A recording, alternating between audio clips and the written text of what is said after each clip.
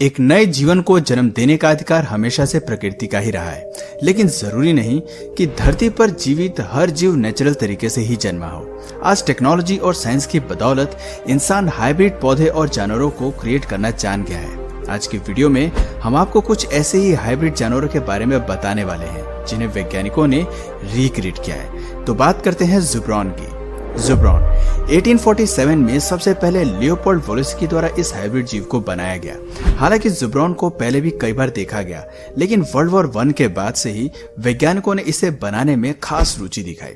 1958 के बाद कई लैब्स में इस हाइब्रिड को क्रिएट करने के लिए जोर शोर से काम चलने लगा।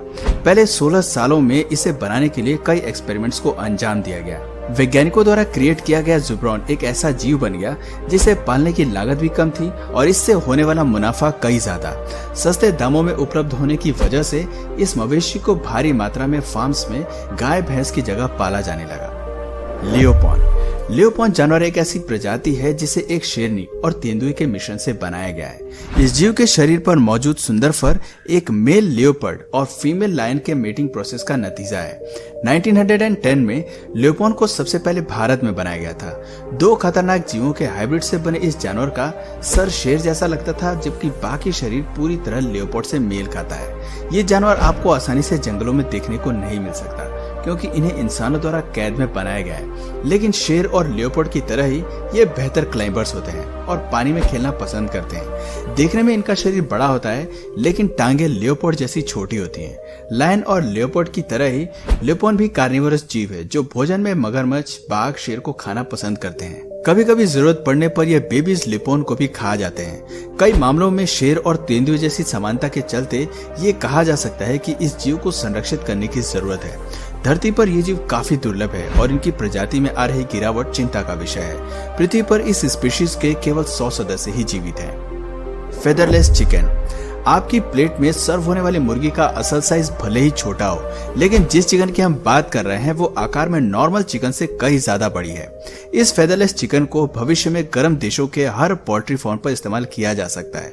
इस जानवर को सबसे पहले इजराइल के जेनेटिक्स द्वारा प्रोटोटाइप के तौर पर क्रिएट किया गया था। वैज्ञानिकों द्वारा इसे लो कैलोरी फूड के तौर पर बनाया गया है, जिससे मिलने वाली कैलोरीज काफी कम है। ये फेदरलेस चिकन आसानी से गर्म जगहों पर ग्रो कर सकती है। इसे असल में बेयर नेक चिकन और बॉयलर चिकन के क्रॉस से बनाया गया है। हालांकि ये चिकन देखने में बेहद ही बदसूरत है, लेकिन ये लो कैलोरी चिकन के तौर पर लोगों की डाइट में शामिल हो सकता है।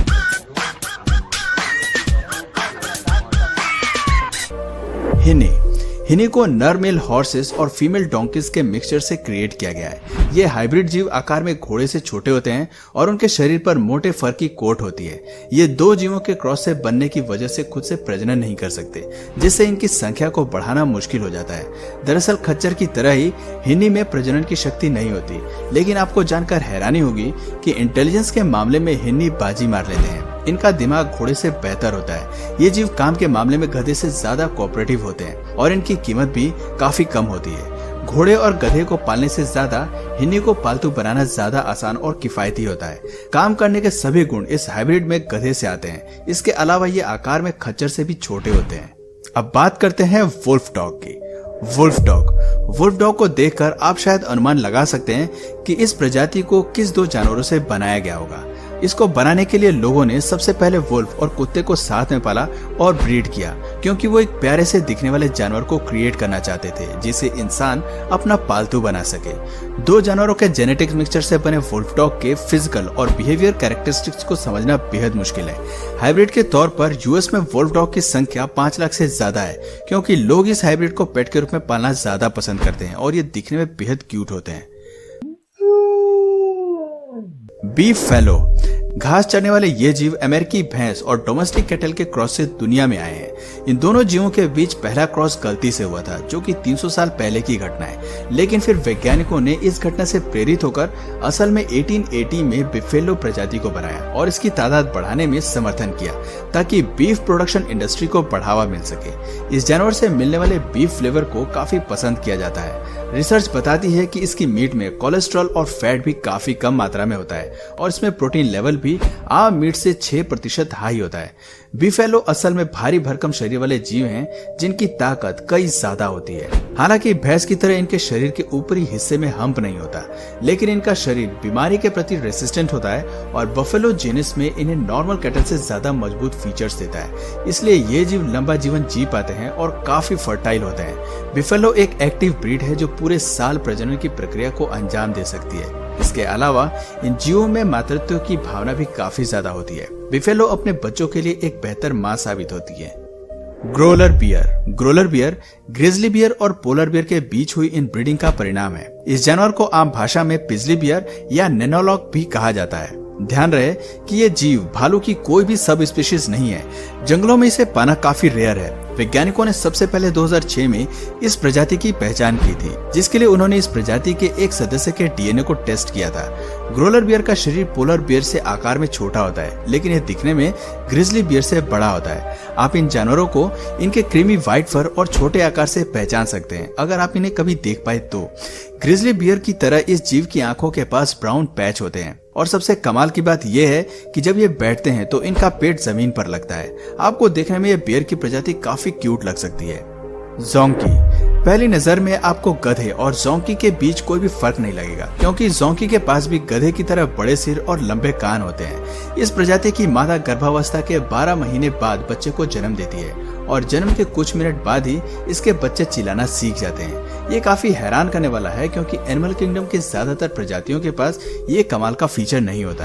अगर आप सोच रहे हैं कि इस जीव को कैसे बनाया गया है, तो मैं आपको बता दूं कि जोंकी को जेब्रा और डोंकी की क्रॉस ब्रीडिंग से बनाया गया है। प्यारा सा दिखने वाला ये जानवर शरीर से भले ही आपको गधा लग सकता है, लेकिन जब आप इसके पैरों पर नजर दौड़ाएंगे तो पाएंगे कि इसके शरीर पर जेब्रा के फीचर्स का भी प्रभाव देखने को मिलता है। क्रॉस ब्रीडिंग की इस जीव को बनाने की मुहिम 19वीं सदी में शुरू हुई थी। इसे बनाने के पीछे मकसद ऐसे जानवर का निर्माण करना था जिसके पास अच्छा स्टेमिना हो और जो हैवी लोड के ट्रांसपोर्टेशन का काम कर सके।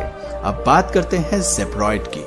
ज़ेब्रॉइड ये जीव जेब्रा और दूसरे जेब्रा हाइब्रिड के बीच क्रॉस से बनाया गया है। ज़ेब्रॉइड असल में एक जेनेटिक टर्म है जो सभी जेब्रा हाइब्रिड के लिए इस्तेमाल किया जाता है। इस टर्म से कोई भी विशेष प्रजाति ताल्लुकात नहीं रखती है। यहाँ तक कि जोंकी, जॉर्ज जेब्रा भी इसी जेनेटिक टर्म का हिस्सा है। सभी जेब्रा हाइब्रिड्स में हमें व्हाइट एंड ब्लैक स्ट्राइप्स देखने को मिलती है।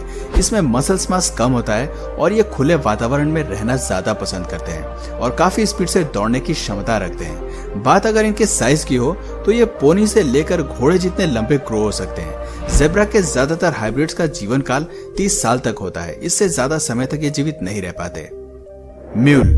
म्यूल असल में एक नर गधे और एक मादा घोड़े की संतान होती है। इस बात से तो हम सभी वाकिफ हैं कि घोड़े और गधे अलग अलग प्रजाति हैं, जिनमें पाए जाने वाले क्रोमोसोम्स भी अलग अलग होते हैं, लेकिन सभी मेल और फीमेल म्यूल इनफर्टाइल होते हैं। ये अपनी प्रजनन की प्रक्रिया से अपनी संख्या नहीं बढ़ा सकते हैं। इस जीव का आकार काफी कुछ इस बात पर निर्भर करता है कि वो किस ब्रीड के हॉर्स से पैदा हुआ है। ज्यादातर म्यूल आकार में छोटे, लाइट वेटेड होते हैं, लेकिन बेहद काम के होते हैं। इस जानवर को ज्यादातर हैवी लाइट उठाने के लिए इस्तेमाल किया जाता है। पहाड़ी प्रदेशों में इसे खास तौर पर इस्तेमाल किया जाता है। हैरानी की बात है कि खच्चर काफी शांत स्वभाव का जीव है, जिसका जीवन काल घोड़े से भी ज्यादा होता है। और सबसे बड़ी बात है कि ये जीव गधे से ज्यादा इंटेलिजेंट होते हैं और इनकी रफ्तार भी घोड़े से कोई ज्यादा कम नहीं होती। जौ याक और डोमेस्टिक कैटल का हाइब्रिड है। जौ शब्द तकनीकी तौर पर एक मेल हाइब्रिड को दर्शाता है, जबकि इस प्रजाति के फीमेल सदस्य को जोमो के नाम से जाना जाता है। मंगोलिया में इस जीव को किना से कहकर बुलाया जाता है। तिब्बत में इस जीव को आम गाय भैंस से ज्यादा तवज्जो दी जाती है, क्योंकि ये ज्यादा प्रोडक्टिव होते हैं। इनसे मिलने वाले दूध और मांस की मात्रा भी काफी ज्यादा होती है। इसलिए मंगोलिया और तिब्बत में लोग याक और दूसरे कैटल को पालने के बजाय जो को पालना ज्यादा पसंद करते हैं।